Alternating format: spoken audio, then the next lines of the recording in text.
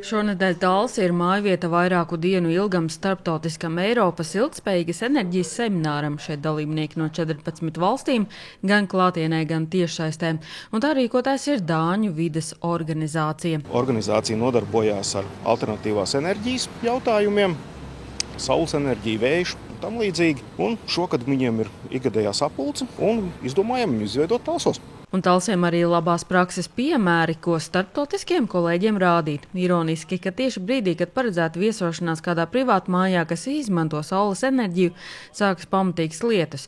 Taču tā ir iespēja redzēt, ka arī šādos laika apstākļos enerģijas ražošana neapstājas. Saimnieku sākotnējās bāžas, uzņemoties sev tobrīd nezināmu risku, nav attaisnojušās, un viņi priecīgi par saules paneļu uzstādīšanu. Otrs piemērs - atkritumu apsaimniekošanas sabiedrības Piejūra poligonā janvāri, kur šovasar nodota eksploatācijā bioloģiski noārdāmo atkritumu pārstrādes rūpnīca. Hope to see how you are managing some organic waste, because it's also an important thing that you can turn organic waste into biogas and use the energy like that, and then use the rest for compost and put it back to fields. And do you do it in Denmark? Yes, we do it quite a lot actually. We do it in systems like we have here, and also slightly bigger systems where we are collecting waste from towns but also manure from farms together, and then we are producing so much gas so we can actually now convert 1/3 of all the gas we use in Denmark into biogas.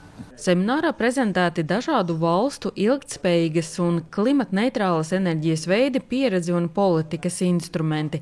Kāds no partneriem vizītes laikā paņēmis līdzi arī savus studentus, kam vērtīgi iespēja mācīties. It's interesting to see a different country with different geographical advantages and how they can use those advantages in energy production.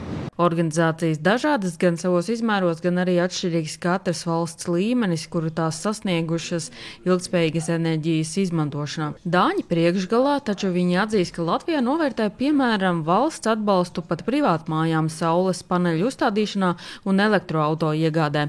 Arturs Undrests uzskata, ka varbūt mācīties arī to, ka jābūt plānam B.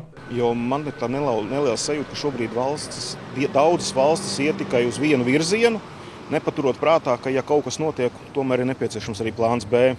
Un latvietim tomēr ir kaut kur iekšā sēž tas, ka ir jābūt rezervei, ja pārtrūkst elektrība, ir jābūt malkai priekš krāsnes mājās vai kaut kam tam līdzīgam. Dalībniekiem bija iespēja salīdzināt saules paneļu ieguvumu ne tikai mājasemniecībās, bet arī uzņēmumos.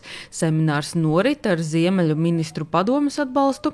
Tā rezultāti tiks apkopoti un publicēti pēc semināra beigām. Sanita Liepiņa, Terēza Matisone, TV9 Pakalni.